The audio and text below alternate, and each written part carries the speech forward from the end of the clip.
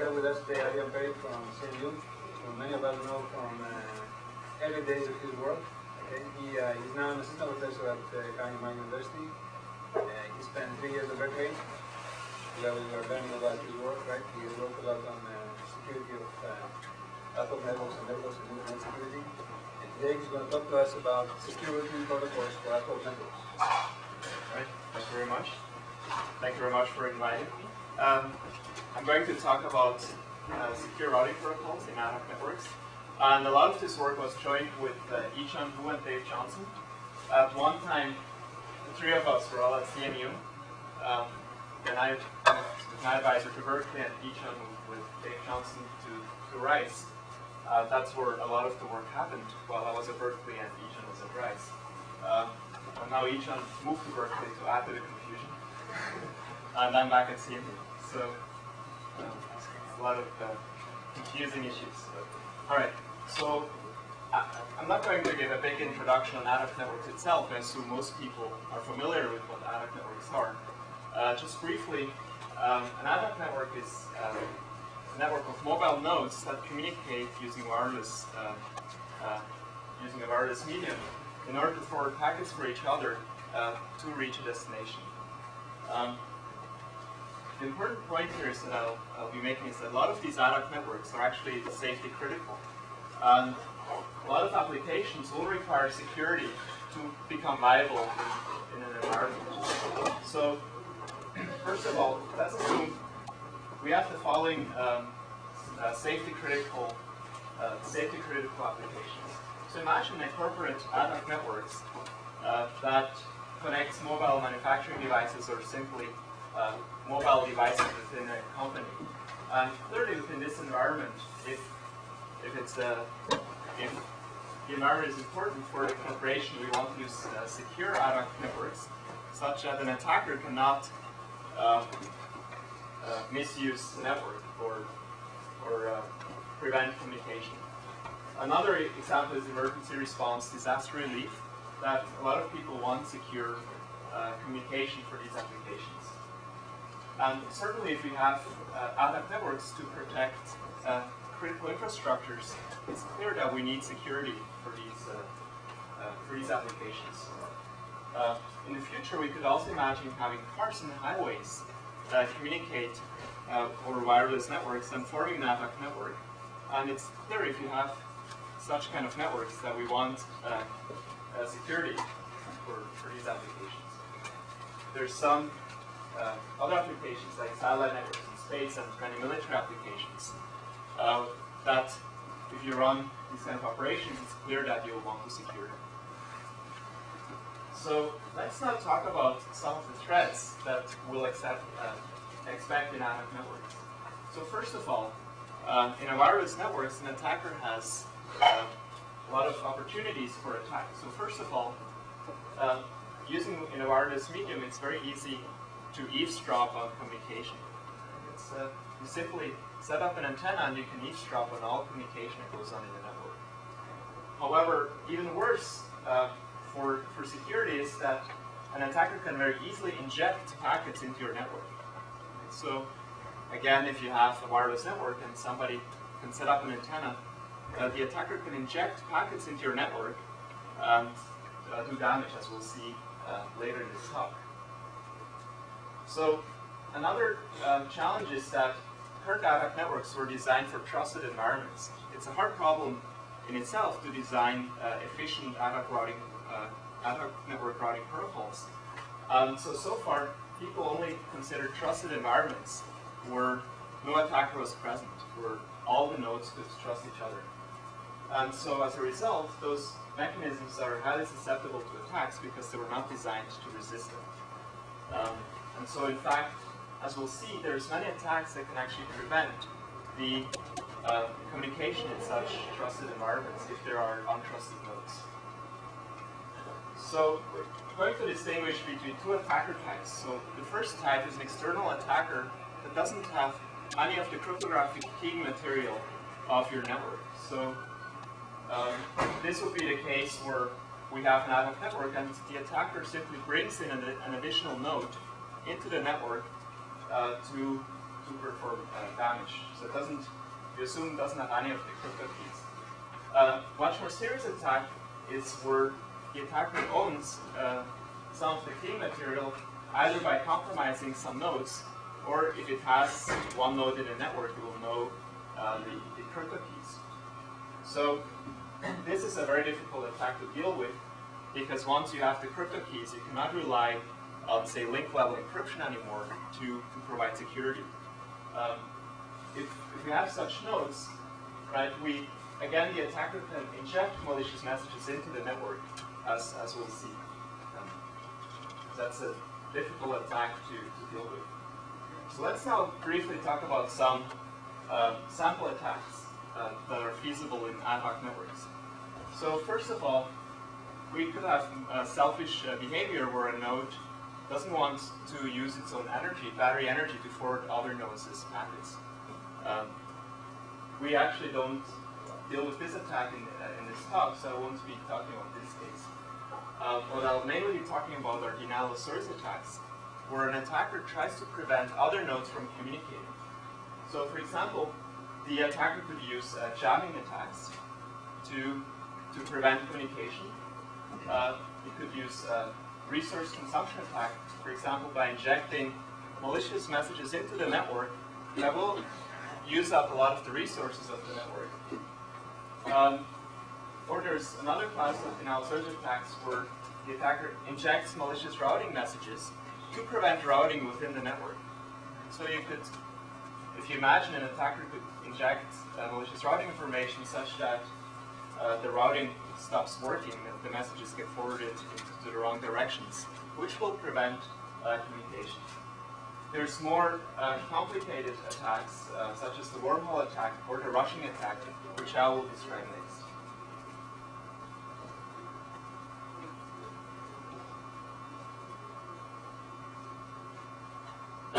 So consider the following network. We have a source that wants to communicate with the destination node. And so let's assume we have two malicious nodes, C and K, that share a tunnel between it. We call this the wormhole tunnel. So the wormhole attack essentially is that these two nodes will communicate. You could imagine this being a directional antenna or a fiber link, just another connection, and K will act as a repeater for whatever packet C sends. So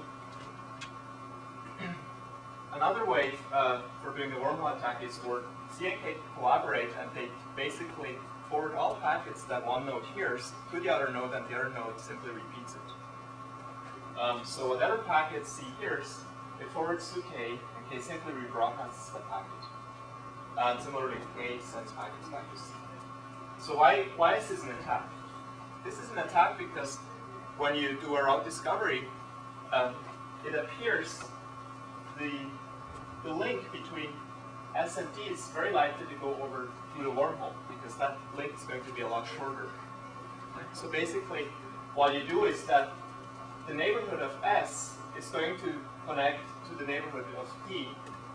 Those nodes in that neighborhood are going to connect to those nodes in this neighborhood through the wormhole. So basically, you can control all of this communication. And so C and K can decide whether or not they want to forward a particular packet. So they would forward routing packets such that routes would go through the wormhole, but they could selectively drop legitimate packets. And so that's, the wormhole actually allows to do a lot of damage. So another reason is that if you have a wormhole, you're going to see a lot more traffic than you would otherwise, because you basically attract traffic to your to go through the wormhole.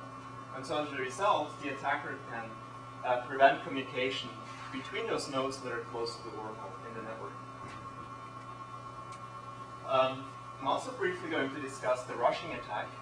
The rushing attack is another attack that we recently came up with, which actually exploits duplicate suppression that is used in a lot of the flooding protocols to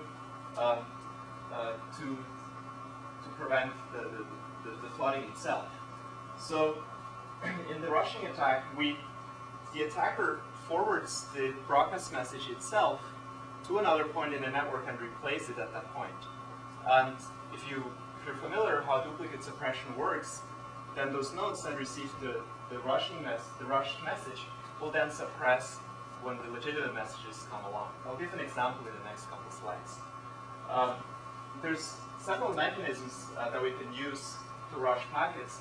So for example, in routing protocols that verify digital or that use digital signatures, we could use rushing by not checking the digital signature, which will enable an attacker to forward a message quicker than other nodes can, because other nodes are going to verify the digital signature. Another mechanism is to use a longer transmission range, or ignore delays that are dictated by the MAC layer, or to tunnel a request basically through a wormhole. So let me now describe the rushing attack in more detail. So consider we have a node A that wants to broadcast a packet, or that wants to broadcast a packet to the whole network, for example, a route request. And so A will send this broadcast, B and C receive it. So now B can forward the request without checking the signature.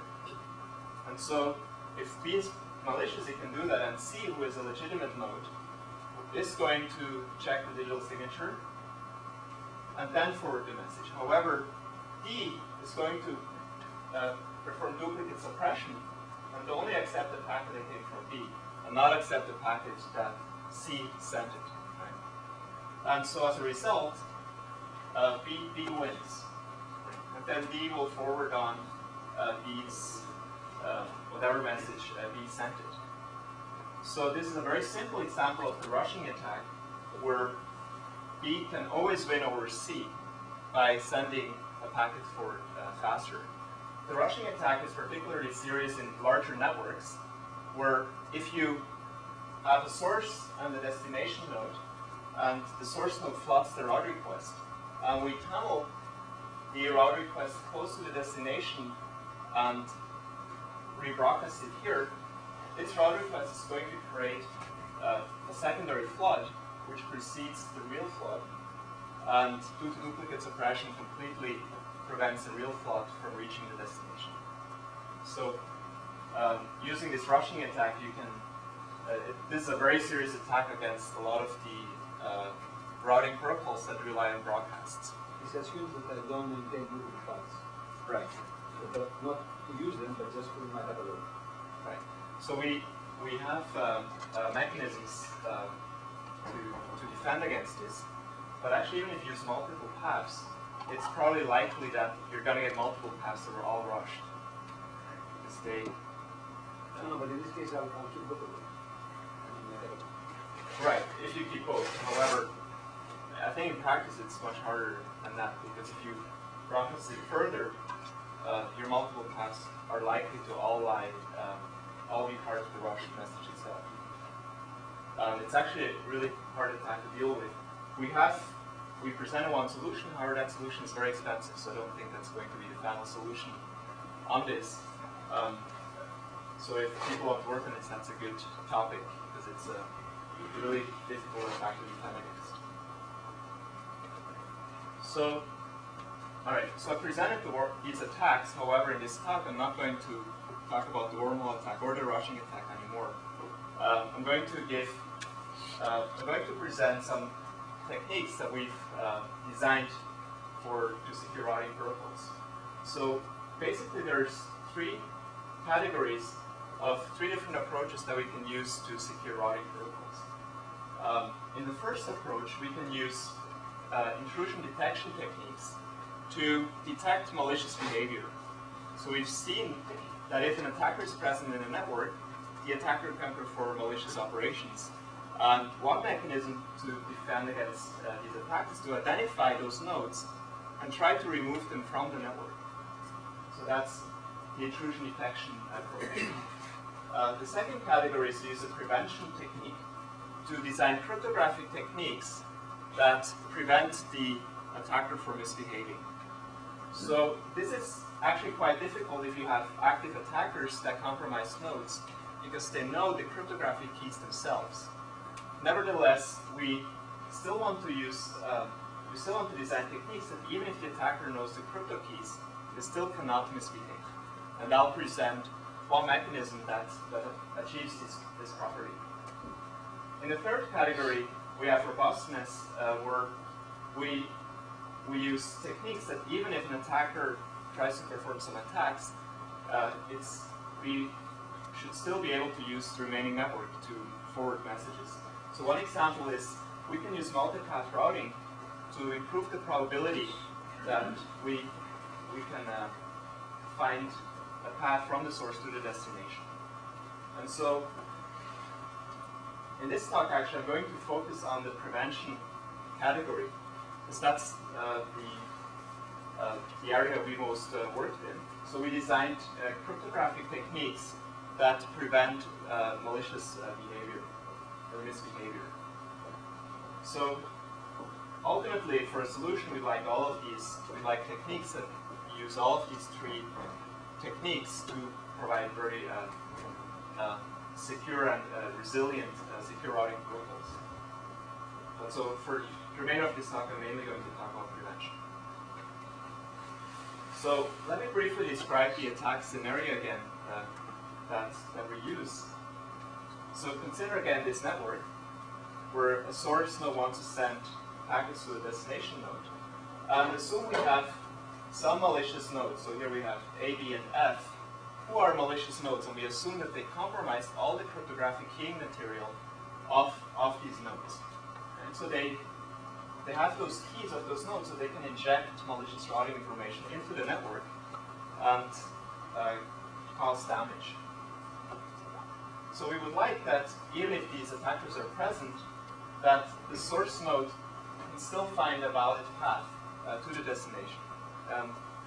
In all current routing protocols that are not secure, this is infeasible because these nodes will inject very short paths to D that nobody can verify, and then S is going to send packets to D through A or through B or whatever, and they can prevent their communication.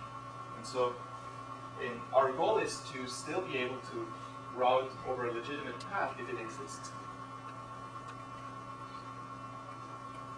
So again, here's the goal. We want to design efficient crypto techniques that prevent the attacker from misbehaving.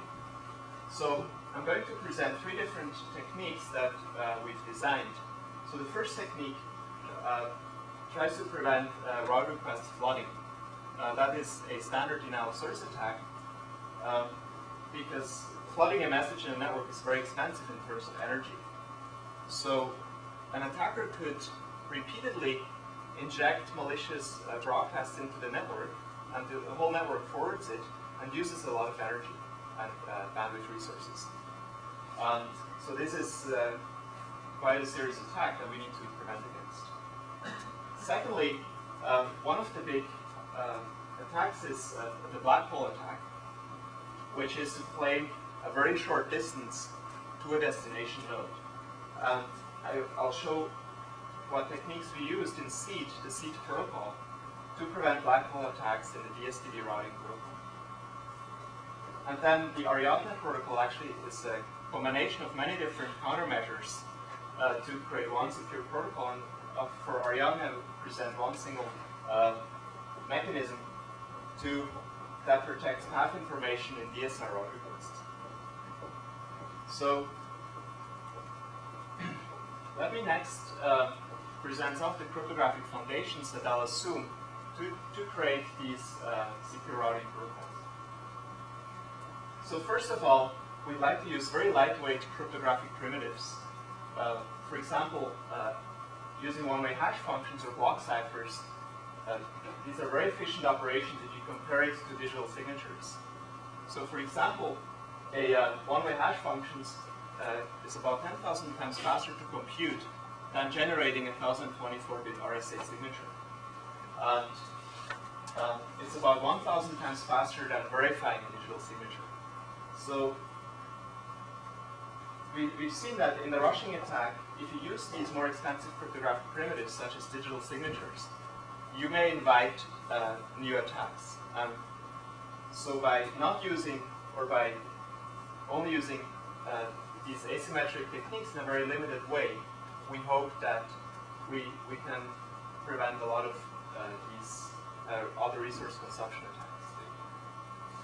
So next I'm going to describe one-way hash chains, message authentication codes, and the Tesla-Broadcast authentication protocol as examples for these very efficient cryptographic techniques.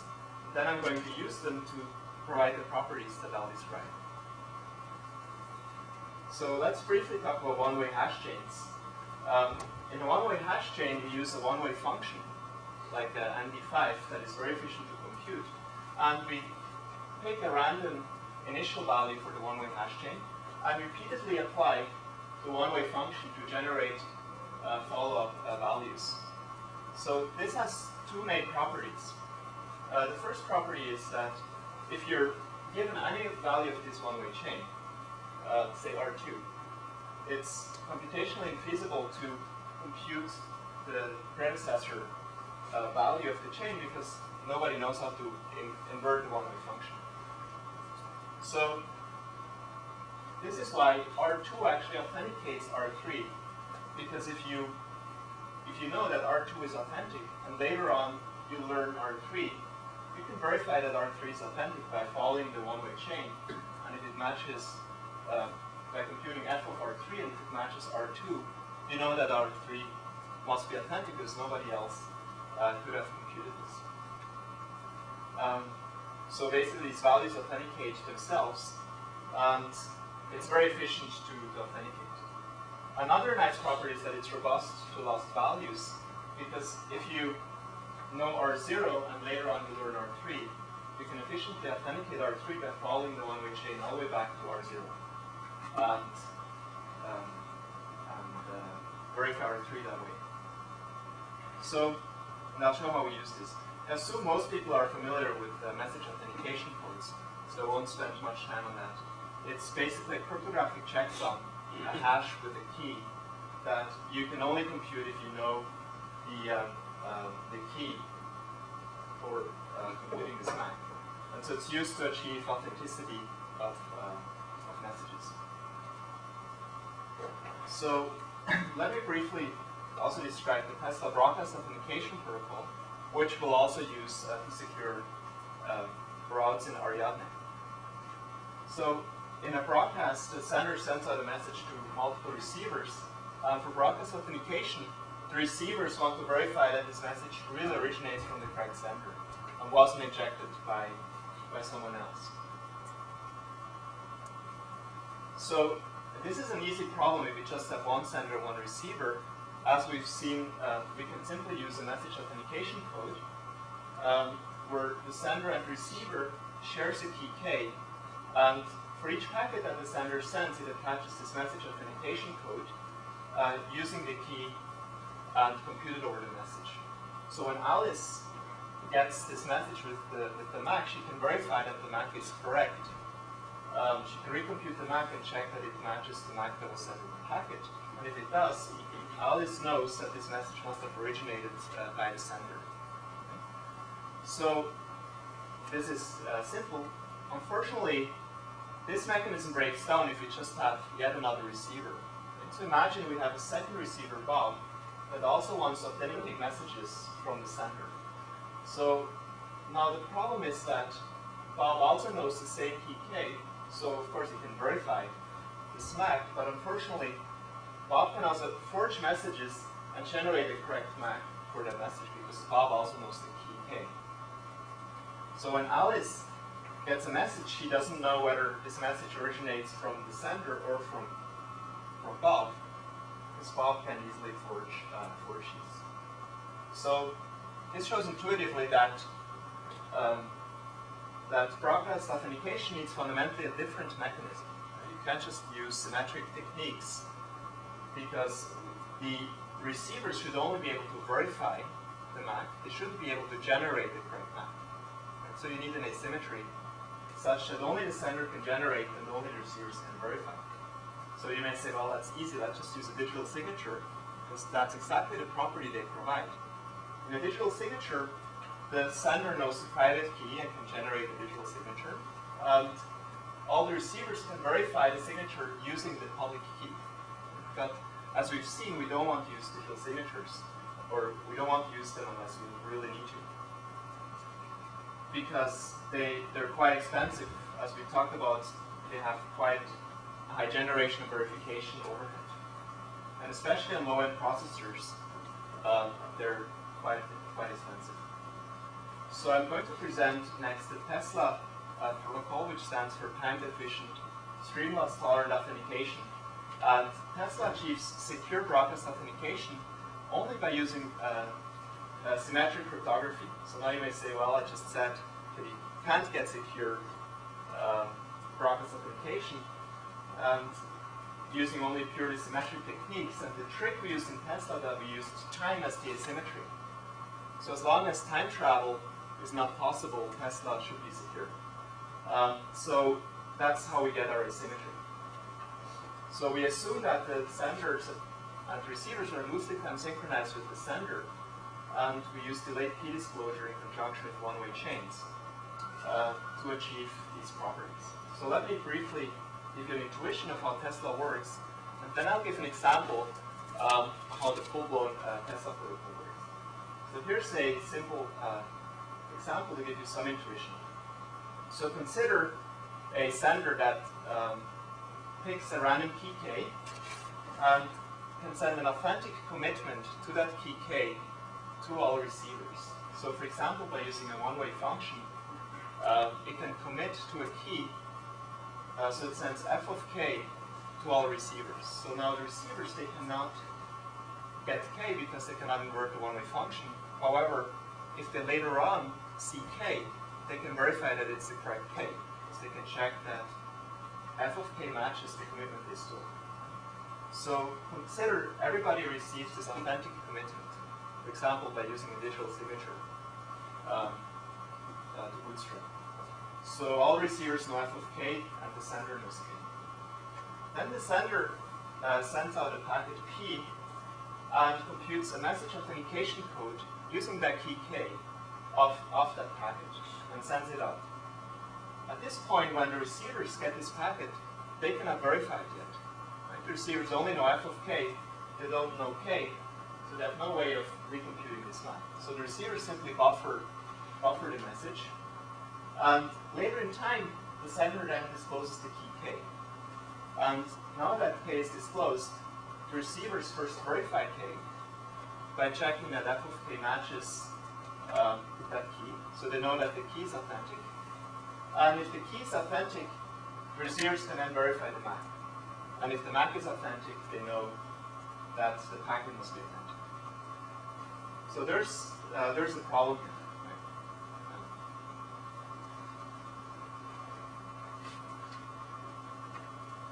People see the problem. Right? So the problem basically is what happens if an attacker gets the key K before the receivers get the packet. Because then the attacker could change the MAC of this packet. So we need something more to make it secure. So we need the security condition. So in the security condition, we require that the receiver knows at what point in time the sender publishes a key. So as long as the receiver knows when it receives a packet that the key that corresponds to the packet is still secret, then it knows that no attacker could have changed the contents in in a way that it can later detect. So I'll re-explain this in the next slide. So basically, the receiver checks for each packet it gets that the key is still secret, so only the sender could know it. And if this condition is not satisfied, which means that an attacker could have possibly already received the key K, the receiver will need to drop the packet. So now, let me show you the Tesla protocol in more detail. So the sender splits up the time into uniform time intervals of uniform length and assigns a key to each time interval. And basically, its keys form a one-time key chain, a one-way key chain. And so the sender initially picks a random key K7 and repeatedly applies a one-way function to compute the following values of the one-way chain. And when a receiver, and the sender needs to announce at what point in time it publishes a key. So in this example, the sender will use a key in its corresponding time interval, and it will publish the key 2 intervals afterwards. So here, it'll use key k3 in time interval 3, then publish key k3 in time interval 5. So that's important that the receivers know that. So to bootstrap a receiver, the receiver first has to get one authentic key of this one-way key chain. Let's assume that the receiver joins in time interval 5 here, and so it will get the key k3 as a commitment to all these other keys and to authenticate these other keys in the one-way key chain. And the receiver also has to perform loose time synchronization with the sender. So we'll see how that plays in. So let's assume our receiver knows k3, and it knows k3 is authentic. So initially we use a digital signature to bootstrap. So then when the sender sends out packet p1 in time interval 5, it will attach a message authentication code using key k5 and attach an old key that it can now publish. So for example, key k3, and send out this packet. When the receiver gets this packet, after some delay, the receiver first needs to verify that key k5 that was used to compute this map is still secret. And to do that, the receiver needs to check that the sender didn't yet reach time interval 7. So the receiver gets this packet with some time delay, and there will be some time synchronization error between the sender and the receiver. So the receiver may think that the sender can be at most at this point in time. And so at that point, the receiver knows that at this point in time, the sender could yet have published key k5. And so the security condition is valid, and the receiver will store packet p1. But of course, the receiver cannot verify p1 yet, because it doesn't know k5. Later in time, then the sender sends out a second packet, packet p2, which carries key k5. And now the receiver first verifies the authenticity of key k5 by following the one-way key chain back using k3. And so if f of k5 matches k3, knows k5 is authentic, then it checks the authenticity of this MAC and knows that if the MAC is authentic, that the packet is authentic. So that's how we achieve secure broadcast authentication with purely symmetric primitives. Let me briefly show you why this is very robust to packet loss. Consider the sender sends a number of packets, P1, P2, P3 later on. And now packet P4 that would contain K4 to verify the first two packets is lost. And later on it sends packet P5 that then publishes key K5. The receiver can reconstruct the key K4 that it missed and then authenticate all these packets. So basically every packet that the receiver receives, the receiver can eventually authenticate it as long as it gets a future packet. So it's very robust to packet loss. So briefly as a summary, Tesla has a very low communication overhead, considering we use 80-bit keys and 80-bit MAC functions. And on average, the computation overhead is only on the order of one message authentication code per packet, which is very efficient, which is on the order of 1 microsecond per packet. If you have small packets. So this is a very useful primitive.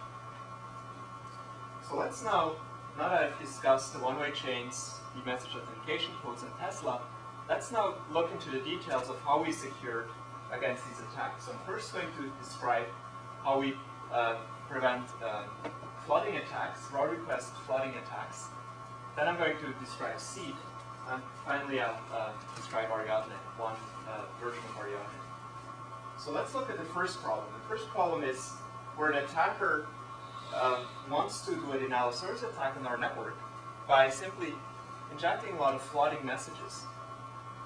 And this is a big problem because a broadcast message uses up a lot of resources in the network, uses up a lot of bandwidth resources, and uses up a lot of energy resources as well. So we need to prevent that. So here in this example, node X sends, I'm node A, and I want to place a route request, and then if the person is B, says I'm node B, here's another route request, and so on. And it floods the whole network. So let's see how we can use a very simple mechanism to prevent this. So we can actually use one-way chains to prevent against this attack. So consider each node has its own one-way key chain, and initially each node knows the authenticator, the first value of the R0, everybody else's one-way key chain. So now, for every broadcast packet you send out, you need to disclose one more value of your one-way key chain. So if everybody knows R0, then in your next route request, in your next broadcast, you will disclose R1. And nodes can very efficiently verify that it's a new R1 by computing f of R1 and checking it equals to R0. And then the nodes store R1. So for each broadcast you make, you need to disclose a new value of this one-way chain. So now, if we do this, the attacker can only place route requests for itself if you compromise the node. But that is also actually easy to deal with because we can limit the maximum number of flooding messages somebody can send. We can limit that rate. That's quite easy to do. And then we get good robustness against this particular attack using this very simple mechanism. So next I'm going to describe how we protect the DSTV protocol against black hole attacks.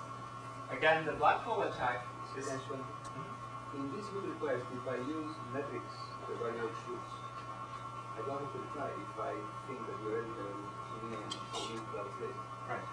So I can say, okay, you requested, but I'm not going to reply. Right. So this is mainly for protocols such as DSR. Well, there's actually a lot of protocols that use flooding. And all of them right now, I mean, the radio efficiency I found out is that they don't use any of the statistics they collect. well, the more advanced versions of DSR, they do use local caching to limit the impact of floods. Well, I think we observe that many of these routing protocols, they collect all the information from the network, but they don't use it. Well, some optimizations they do use it later on, but that we actually don't secure them. So it's correct, it has a high overhead, but DSR performs quite well in some scenarios. But you could use this independently. Right. So another observation is that actually flooding is used in a lot of contexts. And whenever you have flooding, you'll want to use this kind of technique because it's a very simple technique. It's very efficient, very low overhead, right? So kind of. Can anybody criticize it because of the issue of this stuff with the solution? There's always a way to criticize it. But it's true. I mean, initially you need to get a way to get the R0 to everybody. One way to do that is to actually use Tesla to bootstrap that as well.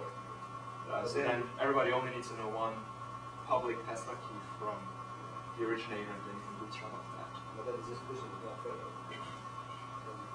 No, it's different because if you consider the number of public values that you need to have authenticated, right? So if you have a public server that will authenticate everybody's R0 later on, every node will only need to have one single public key. It's the public Tesla key from that node. Then you can bootstrap all these, everybody else's off of that initial chain. So actually, I can discuss that later on about key bootstrapping issues when I come to Ariadne, because there's different cases. So I'll discuss. I think there was another question. What time synchronization mechanic do you recommend here? Right, so actually Tesla doesn't need very precise time synchronization because the receiver, or every node only needs to know an upper bound in somebody else's time. Right? It only needs to know an upper bound, and that can be within a second or 2 seconds. So any time synchronization mechanism will work as long as you get this upper bound in somebody else's time. Okay. So it is usually done by broadcast, real-time synchronization.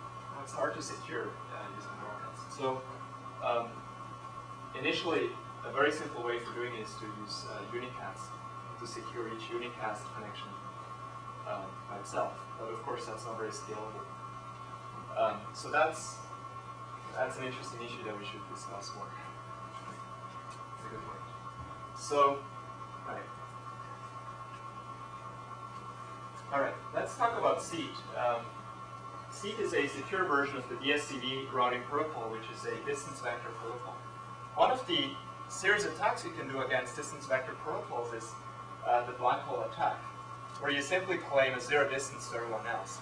And we've seen actually in the internet it has happened that a misconfigured router announced a zero distance to everybody else, and everybody sent the traffic and the internet routing completely collapsed.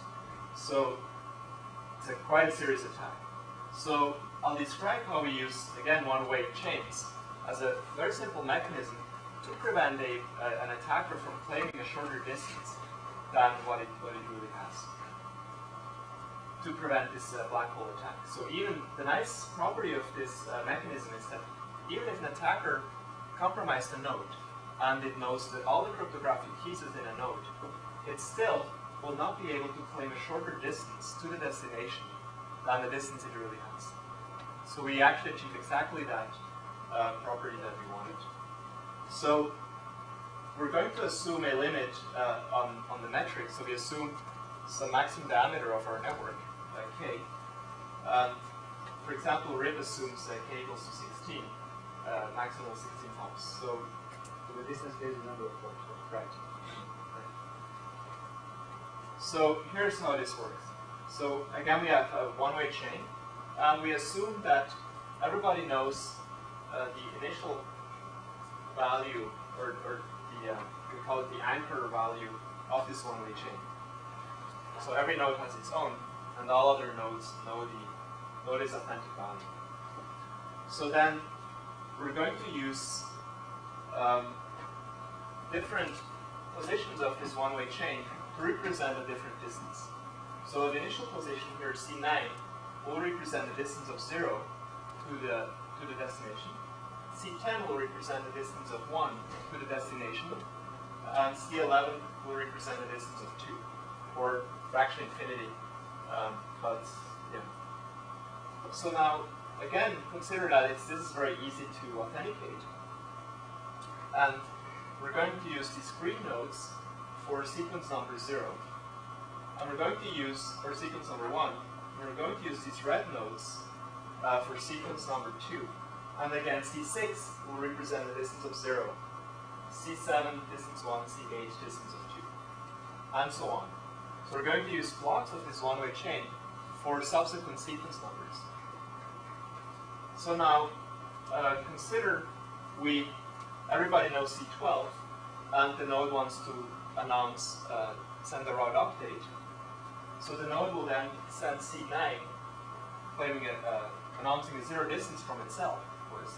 All of its neighbors will then increment this and forward C10 to their neighbors, and so on. And their neighbors again will increment this. So now, if an attacker gets, say, C10, the attacker has no way to get C9. So the worst the attacker could do is to claim the same distance to the next hop, but it has no way of decreasing the distance. So using this very simple technique, we force the router to at least claim the same distance to its next hop. So there's no way to decrement it. And actually we have more sophisticated techniques we call supersede, which forces the router actually to increase its distance. There's no way a router can forward the same distance to the next hop, but that's more complicated. So now this is for sequence number 1. When sequence number 2 comes along, we will announce C6, and so on. So you might say, well, once we know C6, or let's say the attacker learns C8. So you may say, well, if the attacker learns C8, then the attacker also knows C9, which will be a zero distance. Then you could again claim a very short distance. However, we assume that we use broadcasts for these environments and that nodes will only use the highest sequence number that they've received so far. So now consider, as soon as we send out sequence number 2 messages, they're going to flood through the network as well. And when the attacker tries to claim a short distance in sequence number 1, nodes will simply ignore those updates. They only consider the latest sequence number they've seen. All right, so this is a very simple mechanism that achieves exactly this property that we were looking for. All right, let's next talk about Ariadne. Ariadne is a composition of many different techniques to prevent attacks. So actually, preventing the excessive route discovery floods is one component of Ariadne. We have a technique that allows the destination to detect dropped nodes in the path. As DSR does route discovery, everybody adds their identity to the route request message, and the destination basically gets a list of nodes. And we have a technique that allows the destination to detect node drop if an attacker dropped some nodes out of this path.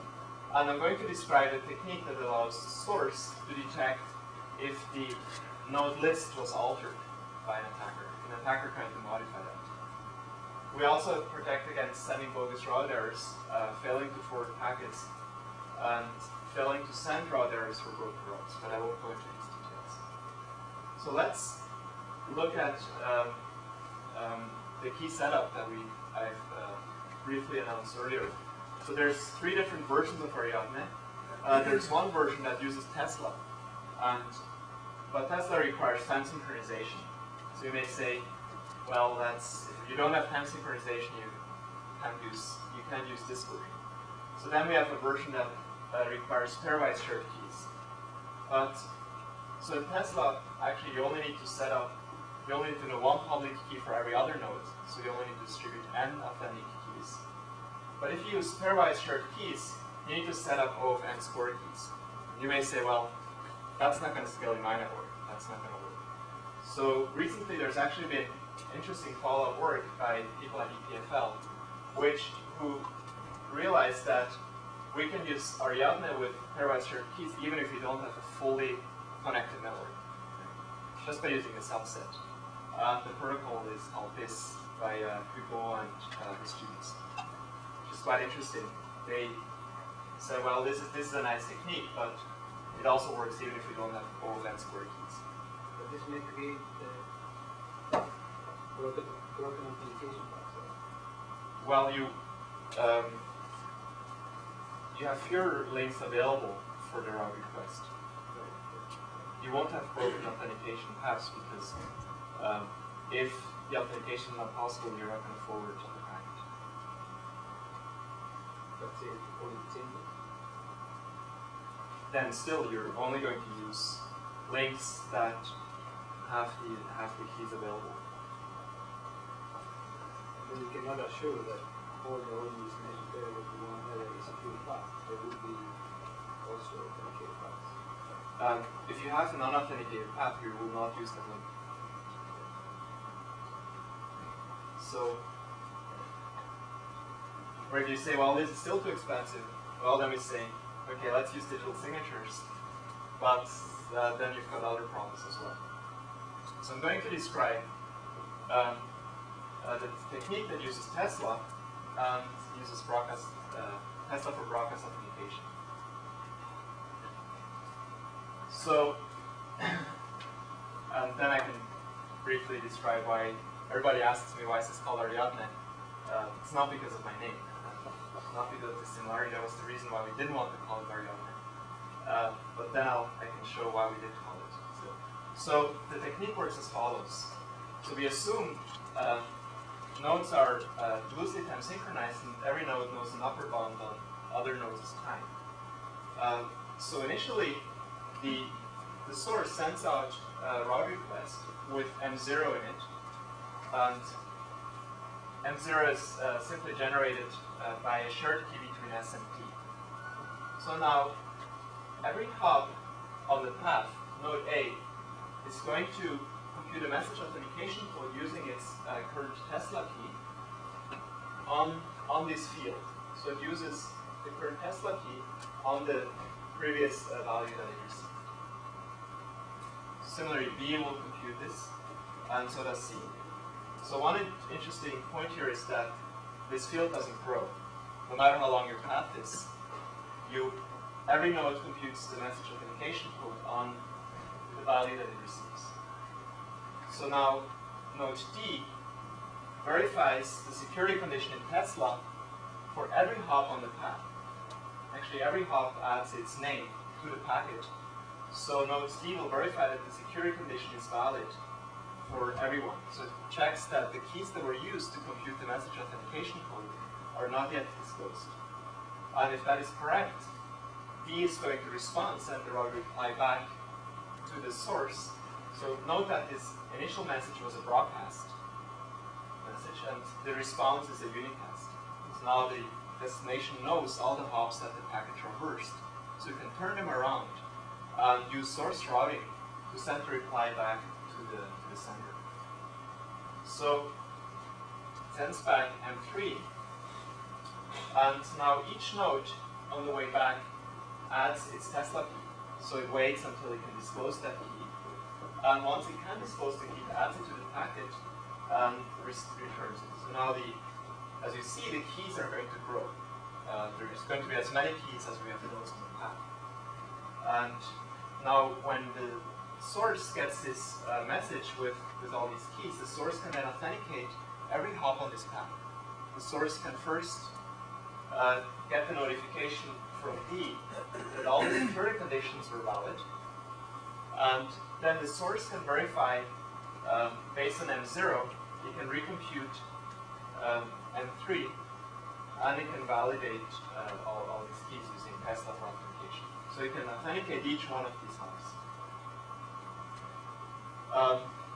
So the initiator can authenticate each node in the node list that was added.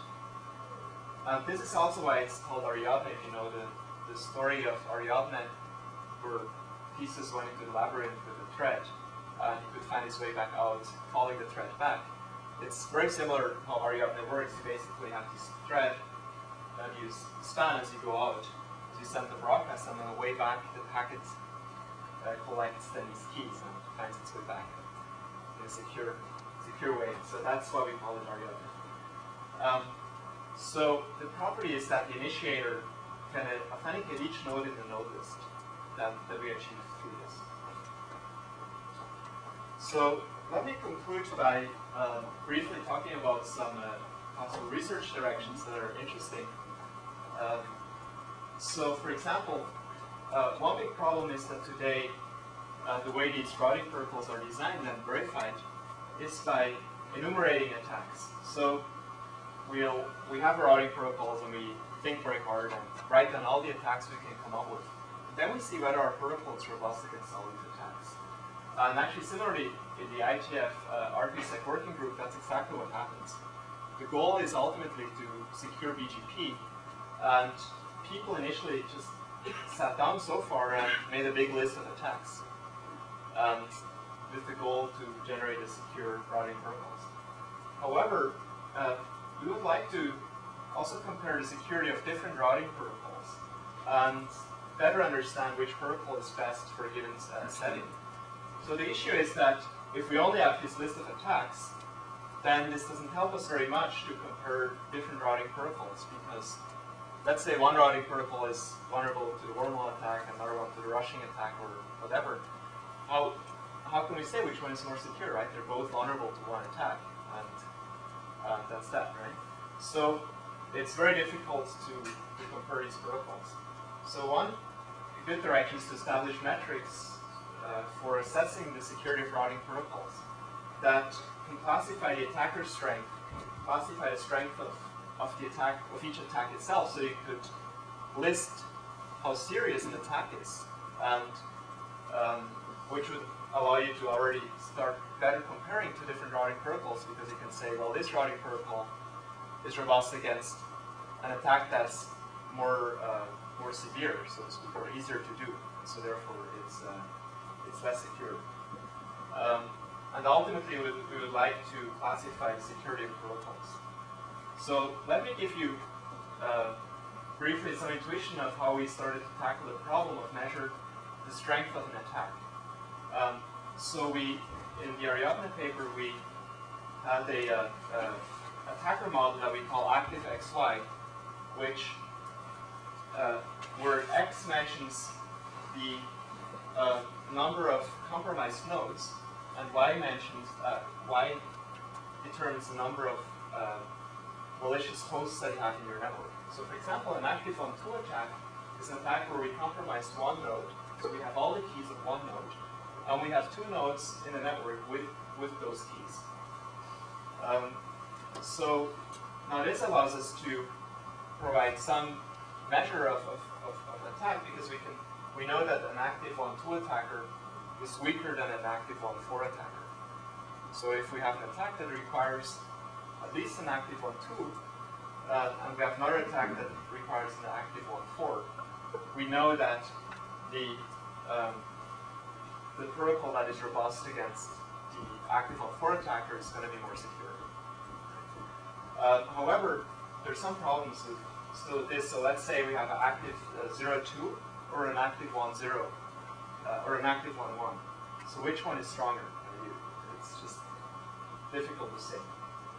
So to conclude, it's clear that if we have security sensitive applications, we need to have secure adaptive routing protocols for these environments, or as we've seen, there's a lot of research challenges.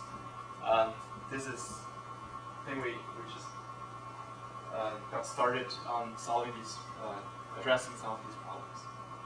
So I have some more slides with references. Here's the BIS paper. Here's some other work. There's been a lot of related work. Here's the paper. Yes, that's SAODB. There's some more recent papers. The wormhole attack and the rushing. So. All right, thank you very much.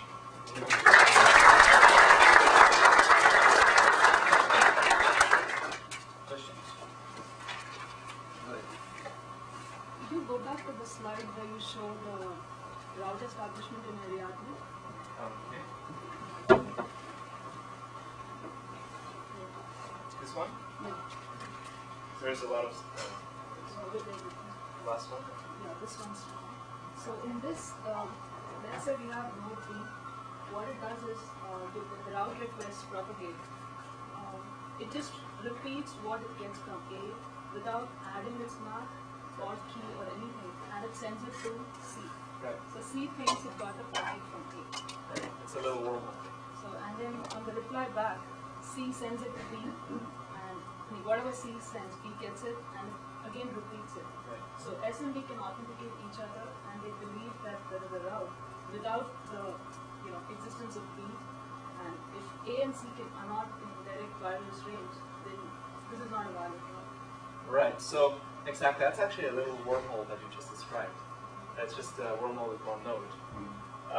You need wormhole protection to prevent that. This doesn't prevent that. This is probably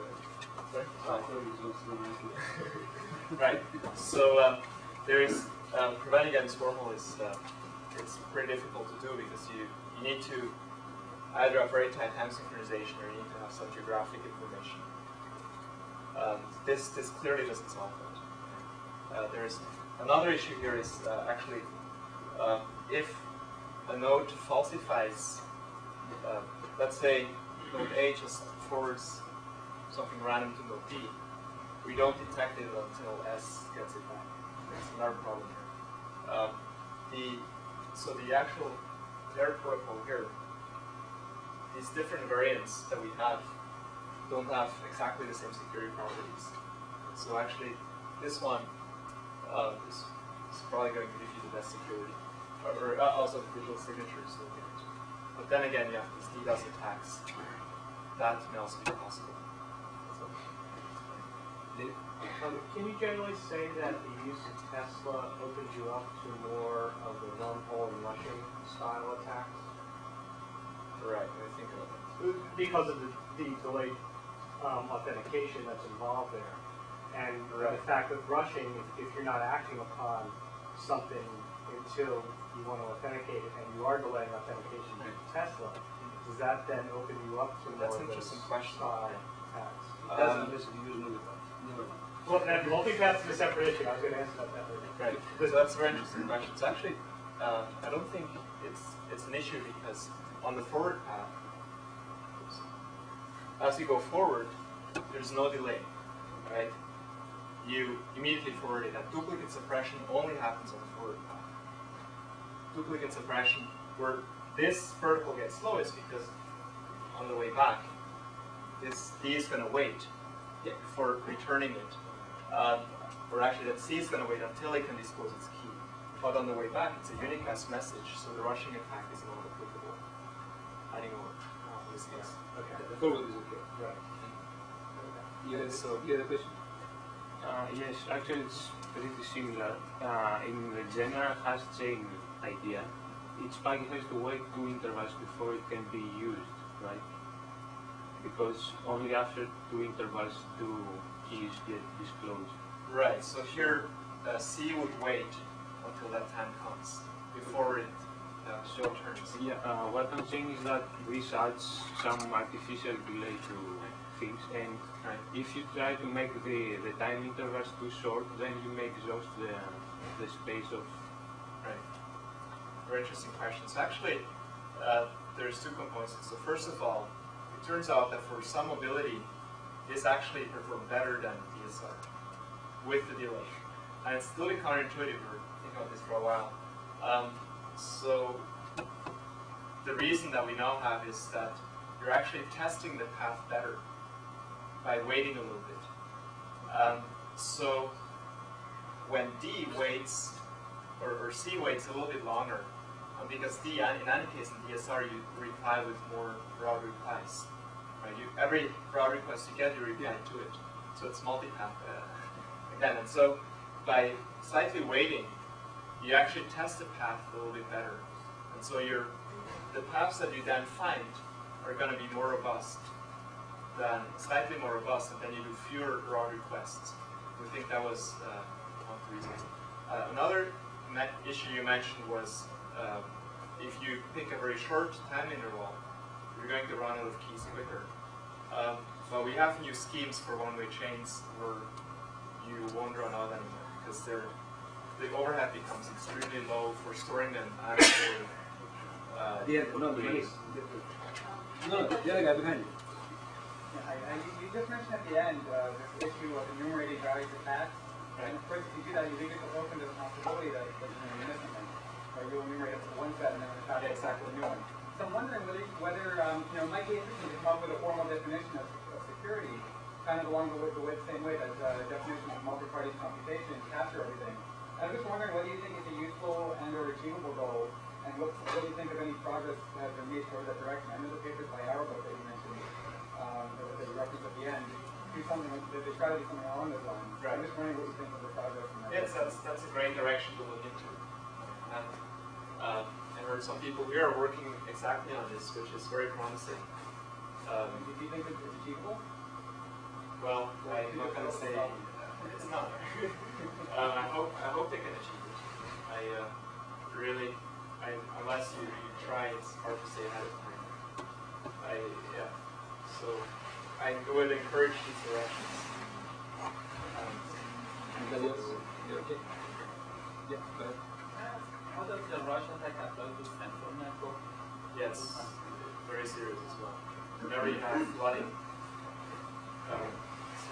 it's a very serious attack. Yes, anybody else? Yeah, go ahead. As far as I understand, All right, and you basically provide authenticated routes, but that doesn't mean that this route is trusted, right? Because some Malaysian node can also, obey the protocol, but thereafter they jump the packets. Right, exactly. So actually, in Ariadne, what we said is, well, you monitor the path, and in any case, you get back multiple results.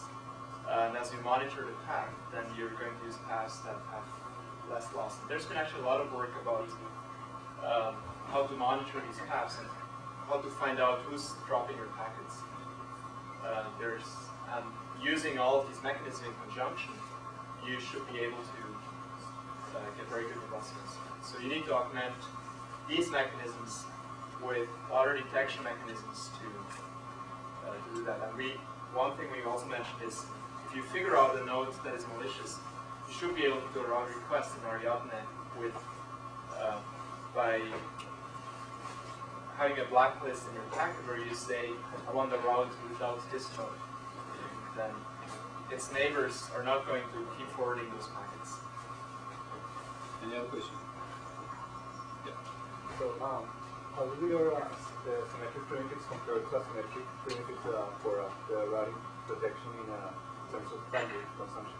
Because rather than Ad-Hoc networks, your power is constrained, and most of the times generating using more bandwidth is more power consumption than exactly. CPU cycle. Yes, that's exactly true. So, or there's elliptic curve crypto techniques that have much smaller overhead. So, using those techniques, you get quite low overheads as well.